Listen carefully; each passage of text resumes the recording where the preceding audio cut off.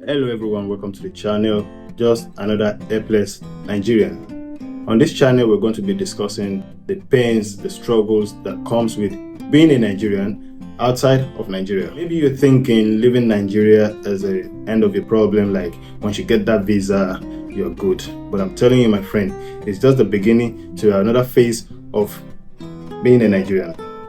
So on this channel we're going to be discussing the experiences, what it feels like, what it takes, what you go through having Nigeria identification on you. I mean, holding Nigerian passport and everything. So just sit back and relax, grab your popcorn while we share you the experiences of Nigerians all across the globe. So today, I would like to share with you my experience renewing my passport in the year 2024. And believe me, it took me 7 good months to renew my passport. After 7 months of application, I finally laid my hands on my passport. I know you're going to be wondering, what is this guy talking about? After the new whole regulation, the new effort of the minister trying to make things easy, how come 7 months? Sit back and just watch the whole video, and I'm going to give you the full gist of how everything happened. So I applied for my passport December 2023. When I applied for the passport online, I paid with my bank card. I tried to make appointments. But mind you, please listen carefully. While I was applying for my passport, on my old passport, I had one surname. But over the years, I had additional surname to my name. I mean, not just one surname anymore, 2 at this time. So on this page, when you're trying to apply for passport, it gives you all the guidelines of changing of data, correction of data. Like if you get married, you have to present your marriage certificate. I mean, you have to present your court affidavit, your newspaper publication that indicates your old name and the new name. Then you have to present a letter. You have to address a letter to the Controller General of Immigration in Abuja. Then you can submit it to the embassy or to the immigration office for fingerprints. So at that point in time, you cannot have this picture online. You have to go to the embassy for capturing and fingerprints. So before I go to the embassy, I rang the embassy and said, okay, listen guys, I'm applying for a renewal of passport. But on my old passport, I had one surname. But over the years, I'm having 2 surnames now. And the lady asked me, do you have NIN? Then I said, yeah, I have NIN. In fact, the new name is on my NIN and my BVN. And she said, okay, write a letter to the Controller General of Immigration and address him or her the reason why you're having addition of name. Make a court affidavit, newspaper publication, fill your data information for passport renewal, and bring it to the embassy on your appointment date. So I said, okay, good, thank you. Then I hang up the phone, get it in the embassy. It looks very chaotic, I'm telling you. So I'm going to make another video about my experience at the Nigerian embassy here in Spain. That's a story for another day. So as I was saying, getting to the embassy, everything already was looking chaotic. People agitating and everything. And there's this old lady sitting like a lion king. Okay, let me say like a lioness, just giving it to everybody. Like, it's like you're just walking into a DPO office. You don't have any right. You just have to listen to what she's saying. I was already thinking in my head, am I going to get this done today? But I just sat down with hopes, So it got to my turn. I walked to her on the desk and I presented my papers.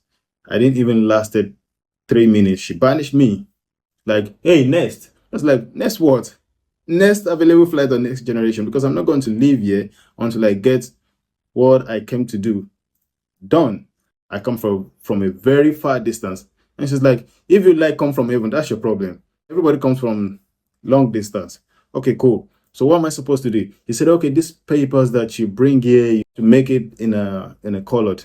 And I said, okay, print it for me. And she said, you are not serious. Get out of here. It's like, and people there was like, no, you have to go outside, and they gave me direction to go and make the paper. And when I came back, He said, okay, so you hide it to your surname. You have to write a letter to the Controller General. I said, excuse me, ma, if you go through all the documents that I gave to you, you're going to see the letter there. And she said, how did you even pay for your passport?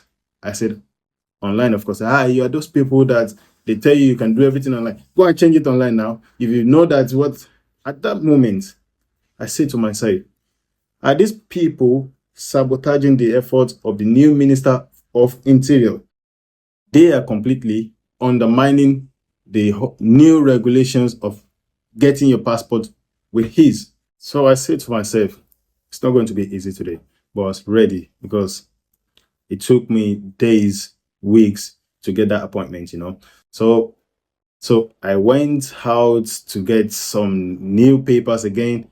I came back and she collected all the paper and she told me, this process that you're trying to do is going to take a little while. Don't expect it to come out like in 2 weeks, like they say on the internet, because this is like changing of name. Then I asked her, how long is it going to take? Then she said, I'm not sure, but it's going to take some time. Then I was asked to pay additional 40 euros at the embassy as administration fee. The person that was supposed to give us the receipt for this 40 euros, apparently she's not working that day. So whenever she comes back, she's going to make the receipt and leave it on the desk. So whenever we come around to the embassy, we can just pick it up. Then I ask her again, do I need this receipt to collect my passport? She said, no, we will send your passport to you. It's just like an embassy formality so that to let you know that it's not a scam. And I said, okay, good. Then I went upstairs for capturing and fingerprint. So this picture right here, they asked me to take it with my phone because their printer was not functioning that day or there was no paper, something like that. I took the picture. I left the embassy back to where I came from, sitting down, hoping in 1 or 2 months, I'm going to get my passport. The first month, the second month, the third month, April, I started to wonder, what's going on? If this was going to take long, at least 3 months, now it's 4 months. Then I started to call the embassy. And there's this lady that's not Nigerian, the way she sounded, that's going to pick your call and just give you random answers. We are sorry for the delay. You're going to get a passport. We are going to send it to you. Did you fill your address? Okay, we'll send it to your address. I kept calling and calling. After 1 week, I'm going to call again. So when did you come for capturing? I said, January. He said, there's a bit of delay. Just wait, you get your passport. May, nothing. I rang her again and I said, is there any way you can give me some genuine information? He said, you know what? I won't lie to you. If you need your passport, I think you have to come to the embassy. At that point, I was like, why? But I said to myself, it's my passport and I need it. Meanwhile, during the whole time, I'm checking online, like tracking online, because there's this way you track it online. I guess you know that one. So when I track it, it's at that stage of NIN verification. For like 3 months, it didn't go beyond that stage. So I said to myself, I need to go to Madrid again. Then I called my boss. I said, I need emergency holiday because I need to go fix my passport at the embassy. He gave me 1 week off. I got a train ticket, Zoom to Madrid. Getting to the embassy, like you get these very unwelcoming faces. Okay, let me just give you a picture. Going to Nigerian embassy out of Nigeria feels like a Nigerian walking into the South African embassy asking for visa. Once you have appointments, they won't say you can enter, but you know for yourself that you are at the wrong place, maybe at the wrong or the right time, but definitely you are where you are not supposed to be. So I was trying to get attention of people. Nobody was interested in why I'm at the embassy.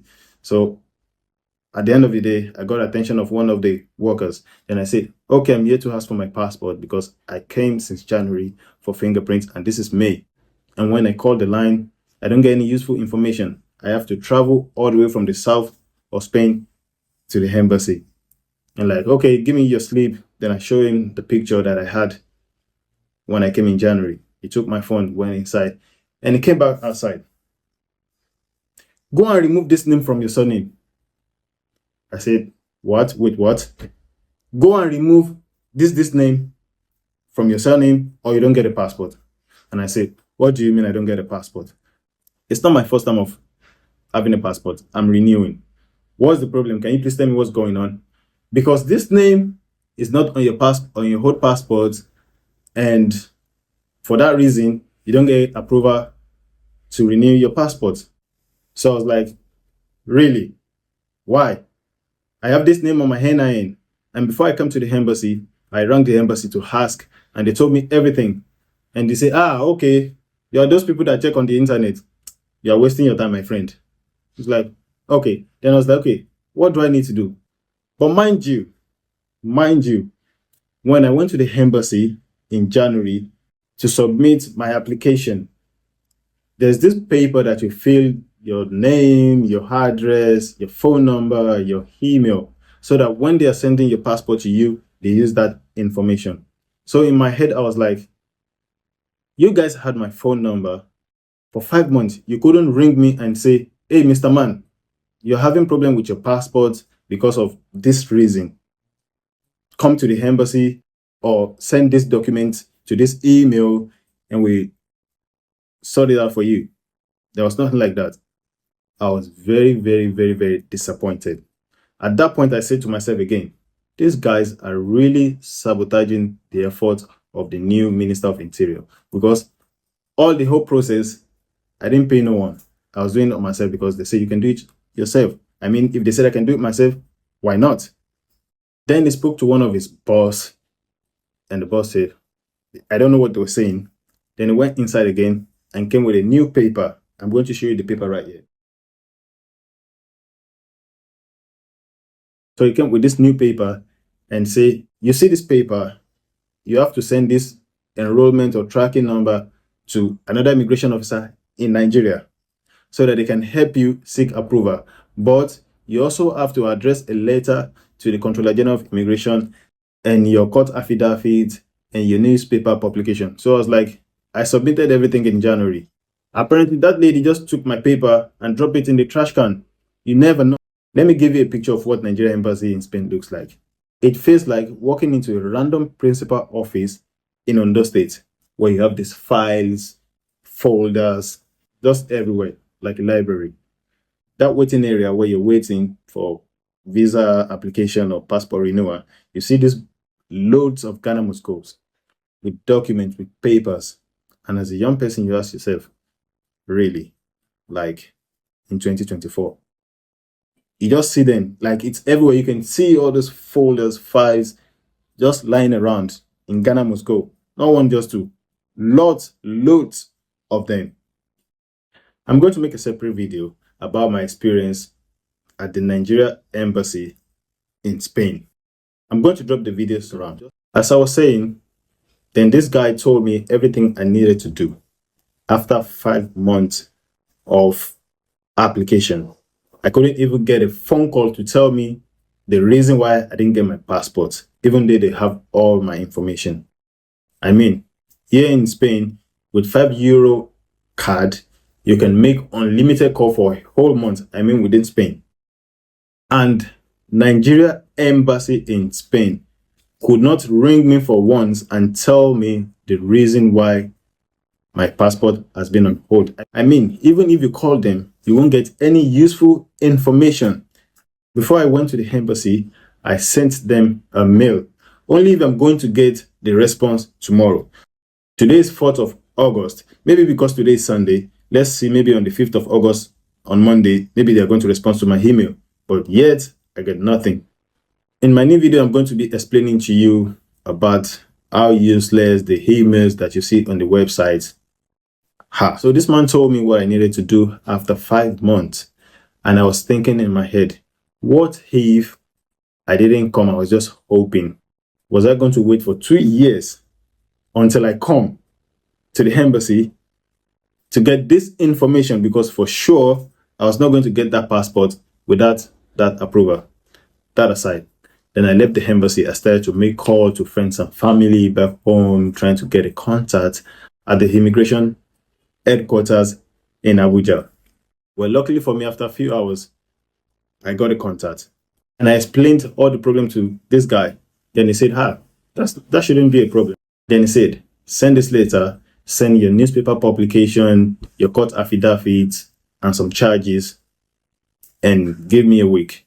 So I sent him everything. I mean, I was desperate. I sent him everything. I was just waiting. Most of the time, I didn't even have to ask him. He was the one that was going to tell me, like, okay, don't worry, the thing is in process. This is what is going on. I had peace that I was going to get it, because he kept telling me, don't worry, you get it. Once you have your NIN and everything and it's intact and they can confirm that you're Nigerian at the headquarters, you get it.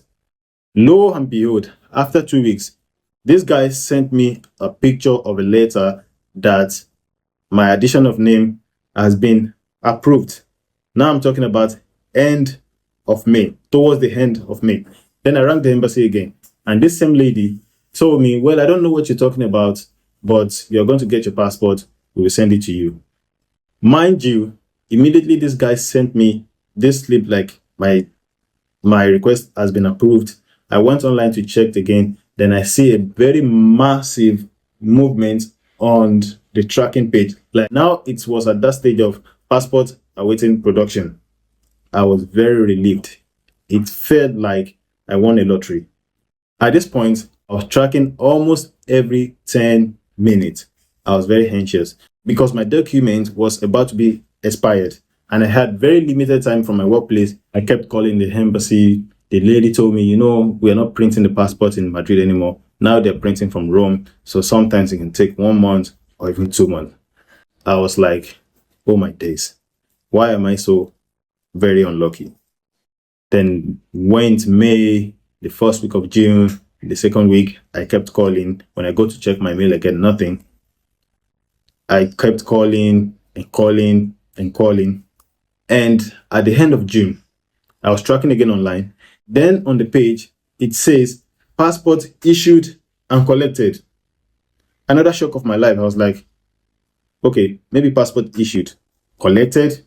I haven't gotten my passport. Then I rang the embassy the next morning again and say, listen, this is what I see online. The lady said to me again, that's a formality because we are not the one in charge of it. They're doing it from Abuja. And it's very surprising, like Nigerian embassy employed somebody that doesn't know how to feel to be a Nigerian to give customer service to Nigerian.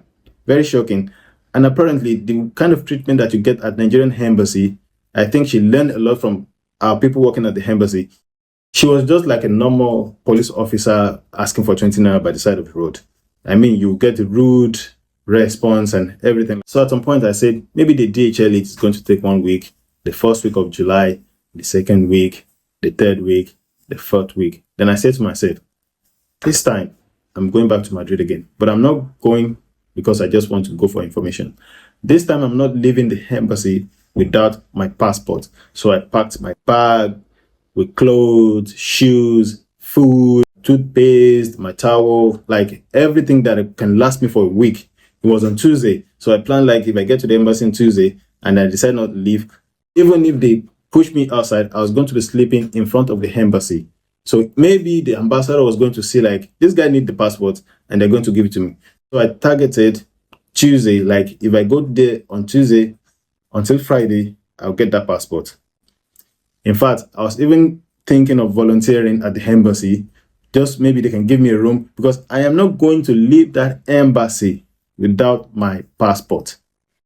So on the 29th of July, I bought a train ticket for the next morning on the 30th of July to Madrid. My plan was I'm going to the embassy on the 30th until the day I get my passport. And then there's going to be October 1st protest in Nigeria. So I thought maybe they won't want anyone to come to the embassy to agitate or talk about the protest. I was planning to use that as an advantage. But mind you, while I was going, I was having in my mind, like, I'm going to have a peaceful protest for my passport. It's not going to be violent. I don't want trouble. I won't make trouble. I won't get in trouble. That was the plan. Just stay back and watch the video of my trip to Madrid.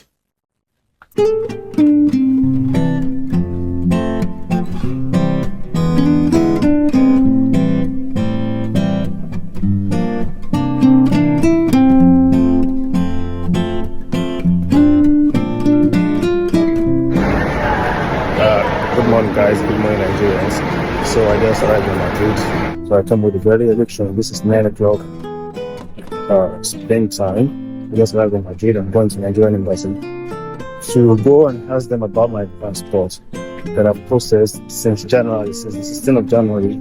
I went for fingerprint since the 16th of January, and I'm still not getting it. So I'm going to ask them, after all the effort of the Minister of Interior, Mr. Fungiote, I'm helping Nigerians to get their passport with peace. But it's still not going on here. There are a lot of cases, there are a lot of people who have a lot of things about being exploited. They have to pay more money to get their passport. So today I'm going to the embassy to go and find out what's going on. Out here I have my clothes and everything because I'm planning to stay here as long as possible until I get my passport actually. So I'm going to get a bus to the embassy. I'm going to catch the bus because I don't really know how the metro here functions, so I don't want to waste a lot of my time. So I'm in front of the train station here where I just right. That's it there. It's called Madrid Puerta de Atocha. Yeah. So see you guys soon. So guys, we just arriving at the Nigerian embassy here in Madrid. Let me just show you the flag. That's Nigerian flag. And the funny part is it's very close to Madrid Stadium, Santiago Bernabeu. So I asked myself, why do Nigeria have to get a location very close to Madrid Stadium, which is going to be very expensive, and people, and this embassy doesn't really function. Like, you can't even get a photocopy inside here. So let's just go inside and see what's going to happen. See you guys. So guys, I just stepped out of the Nigerian embassy here. You can see the flag up here. After that 3 to 4 hours of arguments and confrontation and allegation, I got my passport, which has been issued since June. And I'm going to give you the full gist. But I got my passport. I had the privilege to speak with the ambassador of Nigeria to Spain, Mrs. Naomi Chika, and she gave me some very satisfactory explanation, which really healed my wound. But now I ask her how to make life easy for Nigerians in Spain, because paying out of Nigeria is not just a solution, my friend. Even when you're out of Nigeria, just having Nigeria identity is a big issue. Not even with other people, with your own embassy. A lot of people have different experiences, So I'm going to give you the full details. I feel good, I have my passport at least, but I still feel concerned about people that don't have the courage, the confidence to speak up, the kind of pain they will be going through. I'll give you the full gist. See you guys. So let me give you the gist of what happened inside the embassy. When I got there, I met these same guys, these unfriendly guys. I dropped my phone because when you get into the embassy, they ask you to drop your phone. They know what they are doing, so they don't want to go viral. So they make sure nobody goes inside with a phone. I mean, how many embassy do you go and they ask you for your phone? The only thing they're going to tell you is put your phone on silent. I've seen a lot of people making phone calls in the bank at embassies. I mean, not Nigerian embassy. So I arrived at the embassy around 9:45. I got inside to the waiting area. I met a lot of people, like always, and the immigration officers were already there too, having chats, conversations, unprofessional phone calls. You know what I mean? Let me not go into details. Chats, they will go and come back 10 o'clock, 10:05, 10:10, 10:15, 10:20, 10:25. You just see them moving around, locking their offices, going and coming. We just sitting down. And they have all these, their agents that bring work to the embassy. So they will just call a random name and you see somebody standing up from the crowd, going to them, giving them money, papers, come back. Mind you, everybody's got a token. Like, I've got my own token, everybody's got their own token. But at that point, the token was useless. We just sitting down. 10:25. I stood up. Then I walked to the man there and I said, "Hello, sir. Can I please have your attention?" He said, yeah, of course. I said, "May I please know your name? Because I like to address you with full respect. I don't want to disrespect you in any way." And he said, "Oh, okay. My name is Mr. James." I said, "Okay, Mr. James, can you please tell us why we're just sitting down without being attended to?" Because on the website says the embassy start to attend to people from 10 o'clock, and this is 10:25, almost 10:30, and we're getting nothing, and there's no communication or any kind of address like what's going on. Are we just supposed to sit down and just wait while you people are here?" Then he stood up and started to address people.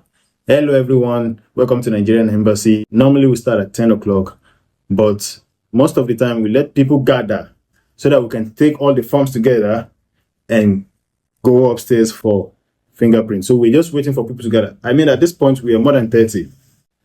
It's not like we're 2 or 3. I met a lot of people inside. We're up to 30. "Can I have your slip, please?" He said that to me directly. I said, "Actually, I'm not here to renew my passport.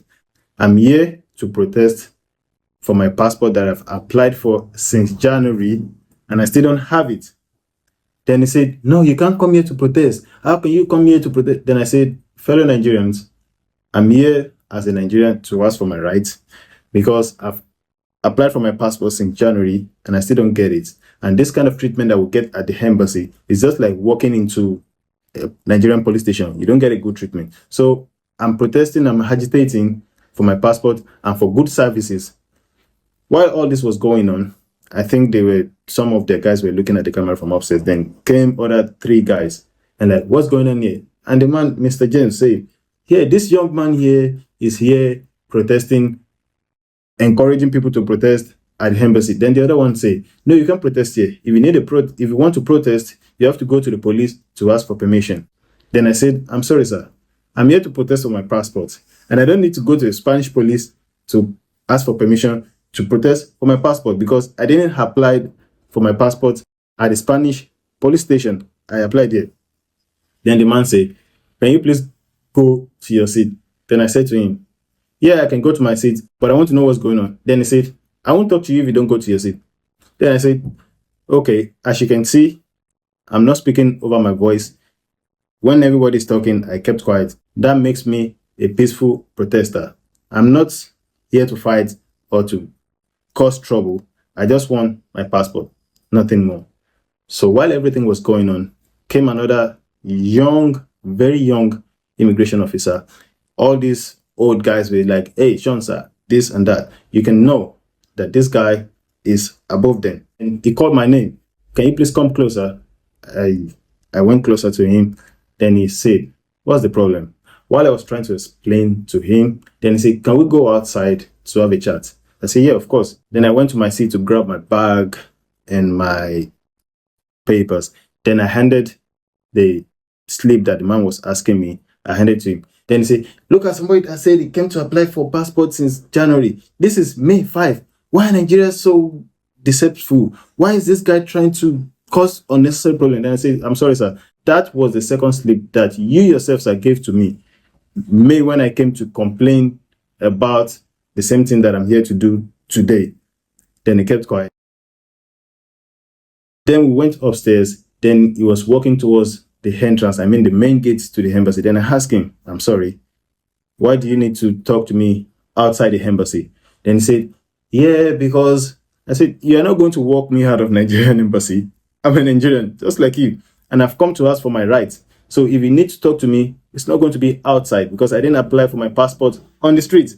I applied inside there, mind you, in a calm voice, not in a violent way." Then he said, "Yeah, I'm sorry. When I spoke to you inside, I said, can we go outside?" And you said yes. I said I was thinking outside of the hall, not outside of the embassy. And he said, "Yeah, fine. Where would you like to talk?" I said, "Anywhere else from outside."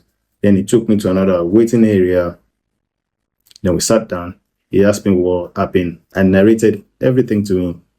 Then he said, "I appreciate your agitation and everything because young people like you that know their rights come agitating and it's well appreciated. But there's no country that is perfect." Gave me all those story, all those lines, all those politician lines. Like I said, I'm not just here to ask for my passport. And the reason why I'm agitating, not just because of me, because of the service that this embassy is giving to people. I mean, you cannot call this embassy and get a useful information. The only thing that they're going to tell you is come to the embassy. The last time I came in January, there was a guy that came with his wife and kid. So if he needed a mere information, because this guy came from Portugal, was he supposed to travel all the way from Portugal just to get information of 5 minutes and fly back to Portugal? He said no. But I said, you see this, there's a lady that is picking the phone. You won't get any useful information from him. Maybe because she's not Nigerian, so she doesn't have much information about Nigerian government. But why would you have to put somebody that cannot give you what you need? And even writing to the email of the embassy is just like leaving a prayer point at the altar of the church in Nigeria. You yourself, you're not going to get a letter back. The only thing you can just hope is that God read it, and just sit back and wait for miracle, because it's about faith. So working with Nigerian embassy or contacting Nigerian embassy is just a matter of faith. Just hope. It was quiet for a while. It looked ashamed, But one thing I know for sure was that he's the only young person at the embassy. I think he was just trying to not get into trouble, because fighting against the world is not going to be easy when you are alone. So mind you, 30 minutes into conversation with this young immigration guy, Mr. James came with a parcel to him and just handed it over to him and say, "Oh, guys, see what you are talking about? We sent this guy a passport to him, but he didn't receive it. So they bring it back to the embassy." I was like, wow, interesting. I mean, when you have a delivery service here and they put your phone number on it, the delivery company is going to email you or send you a link via your phone number that you can track it. I didn't receive any of that. Now, second thing, the address I put on the form is an address of a hair salon that opens from Monday until Sunday, from 9 in the morning until 10 at night. So there was no way I was not going to receive it. This is the same address I've been using to buy things online, and I get it with ease. Like, I just get a call like, "Hey, something arrived for you. Oh, I'll come pick it up later." She's a Nigerian sister. So he handed him the parcel, and the guy took the passport out and looked at my face and asked for my name again and closed it back and put it back in the parcel. And we continued gisting, because at that point I was agitating about the whole process of the embassy. So this guy saw my intention. I think maybe he doesn't like the way the embassy works too, but because it's a loan and he can't fix everything all by himself. I mean, it's not even the ambassador, so he's got limited powers. Then he was telling me the story of his father too, like how the older generation messed up Nigeria and how we can fix it up. I told him, I said, you see, this embassy, if you need people to volunteer, just put it there like you need volunteers. This embassy can just put it on the website like they need young Nigerians to volunteer. There are a lot of students from Nigeria here in Spain that can have their internship at the embassy. These are fresh mind people that know how to operate computers and technology, and they can volunteer without paying a dime, and it's going to help on their CV, and the embassy can give effective services to the people. I mean, me myself, I'm volunteering for one Spanish organization, and anytime when I'm going for my volunteering, I do it wholeheartedly. Like, I don't get a dime from this, but I'm just doing it because it's a program that is helping the African migrants here in Spain. He said, you sound like an IT guy. I said, I'm not IT, but I have ideas of creating websites and everything, but it's not like my real profession. I said, you know what? I came to the embassy prepared. Then I opened my bag, I showed it to him. He started laughing. He said, no, it's not that difficult. And I said, you know what? I'm going to make one request. I would like to meet the ambassador. And if you say no to me, I won't leave this embassy until I have access to her. Like I just showed you my bag. I have everything that can last me 2 weeks. Then he said, no, to see the ambassador is not that difficult. Do you know the ambassador? I said, yeah, I know her. Then he asked me, if you see you can recognize her. I said, yeah, of course. She has a picture on the website. When she walks in, just try to get attention peacefully, and she's going to talk to you. She's very easy to access. I said, okay, thank you. Then he handed me my passport. He went to one room to sign that I received my passport. Then he left. While I was having conversation with him, Mr. James came 2 times to say, then he started speaking Yoruba to me. I mean, I've been at the embassy 3 times for that day. One of these days, I found Mr. James making calls in Yoruba on the phone. And I tried to speak Yoruba to Mr. James, but he never responded with one Yoruba word back. He was just blowing this English with me. And I was like, okay, fine. If you want to do it the English way, I think my English is not so bad as well. So all of a sudden, Mr. James started to speak Yoruba. I was like, Then I said to him, you're speaking Yoruba to me now. Have you forgotten that a lot of times when I try to speak Yoruba with you, you give me this, I'm not a Yoruba person vibe. Then he said, you just come here to come and disturb us, to come and give us problem. No, it's not like that. We're also trying our best, blah, blah, blah. When you're done, I bought food for you at the canteen. Come downstairs and have a food. In my mind, I was like, if I needed to eat, I wouldn't come this far to get a food for myself. Like, I even have enough food in my bag. So I'm here to show my sadness about how things work at the embassy. So giving me a food is like trying to tell me I'm a fool. I was saying that to myself. So while I was sitting down, I said to myself, let me go try make appointment with the ambassador and see how things function at the embassy. Like trying to be appropriate, because here, if you really want to see your own personal doctor without appointment, it's impossible. So then I went to the counter. Then I found this lady that's always picking the phone again. And I said, okay, listen, I would like to make appointments with the ambassador today. And she asked me, why? I said, I'd like to talk to her about the kind of services we're getting here at the embassy. It's just a simple conversation. But as a Nigerian, I think I have that right. And she said, yeah, but she's on vacations. It's not around now, no. Meanwhile, the other guy told me to just sit around. She's going to come at any moment. So I said, okay, if she's on vacation, I'm willing to be here for 1 month until when she comes back, because I'm not going to leave this embassy without talking to her. And I went back to my seat. It was not up to 30 minutes, maybe 25, 30 minutes. Then I saw people at the embassy that were just lying around having conversation, adjusting. Like everybody started to go to their post. They started to screen people with bags and everything. Like, then I knew to myself, like, maybe she's around. So I was looking at the main entrance. Then it was not even up to 1 minute. Then she walked. Then I said, good day, ma. I would like to have a very small chat with you, ma. And Mr. James' friend said, no. Don't come near. Don't come close. She just arrived. Why are you doing like this? Then the woman just looked at me. But the way she looked at me is like, relax, I'm coming back to you. So I went back to my seat. She was greeting everybody in the embassy. Like, and you know what? Is everything going fine? Are you getting good services? And everybody like, yeah, yes, ma. Yeah, thank you, ma. Then I said, Nigerians, they can be oppressed easily. Once Nigerians knows that you are way above them, they will just calm down. They just believe like they don't have opinion to someone that is way above them.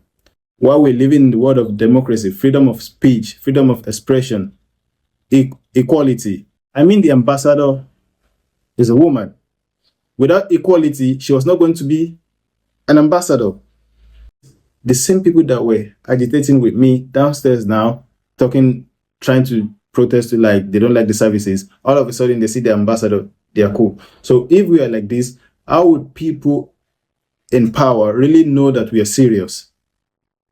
So I sat down. Then she was coming back and said, hey, young man, please come closer. Then she's like, hey, what happened? Those kind of approach to make you forget everything, to just press you down like, hey, mind yourself. I've got a lot to discuss with you, man, about the way things function here. I explained to her the process of my passport, how long it took me, the whole process, like, and she's like, we're not printing here anymore. We print in Rome, and it's not in our power. And that thing of addition of name is just like changing of name. It's not in our power to do it. So if you don't have someone in Nigeria, it's not possible. Then I told her, I've been calling this embassy. I've never been given any useful information. Even the email, I've never gotten a response until today. That was on the 30th of July. And she said, okay, so what's going on? What's happening now? What's the status of your passport? I said, okay, in June, I checked online and it said my passport has been issued and collected. She said, issued and collected, and you still haven't gotten it? I said, no. Just to find out, like, getting to the embassy today, and they bring my passport out. And she was like, can you show me a proof that says it has been issued and collected? Then I went to take my phone from that guy. I showed it to her, and she was like, collected. And that other young immigration officer was like, she was showing it to her, like, can this be possible? And the guy was like, yeah, that's what they're doing. That's what it shows on the computer. It's just like, formality, blah, blah, blah. And she said, well, this is not right. So if this man has not collected his passport, he was not supposed to say collected. And she said, okay, can you show me your passport and let's see the date that was issued? Then she saw, like, more than 1 month ago. She got upset. I can see it on her face. Like, what's going on in this embassy? This is the second time or the third time someone is complaining about this. What are we doing here? Are we not trying to work here? Because if this guy's passport has been issued for more than a month and it's not getting it, and the other Mr. Johnson, like, yeah, we posted it but he didn't receive it, and the woman, like, that's a big fat lie. You didn't post anything, because I've been seeing some passport lying around for more than 2 weeks now, like a lot of passports. So we need to change the way things are working here. Maybe now when passport arrive, we have to write the name and everything and put it on a list. So when people call, we can give them information about their passport. Like, she was trying to make all those adjustments. Then she said to me, you know what, young man? On behalf of the embassy, I'm very sorry. At that point, all my pains of 7 months disappeared. Because that's something very strange to someone holding a position of power in Nigeria. He said, I'm sorry. Like, I said, thank you very much, man. I appreciate your apology. Thank you so much. And she said, then she gave me some reasons, some situation of the passport, changing of name. A very quick notice, trying to have change of data from the portal that you see online is a waste of time. If you don't get a contact in Abuja, forget about it. So back to the story. Then she was trying to make things look right and, all this formality and everything. Then I said to her, I'm going to make a documentary about my experience at this embassy, because I'm not the only person that's complaining about this. A lot of people complain a lot about the services they get you. Like, when you're even coming to the embassy, people wish you luck. So, and things must change. Because if the minister in Nigeria is trying to make things work, and here is like this, it's either this embassy is sabotaging the Ministry of Interior, or your workers there are sabotaging your efforts. And she just said, I'm sorry, young man, this and that not. Then I took my passport and left.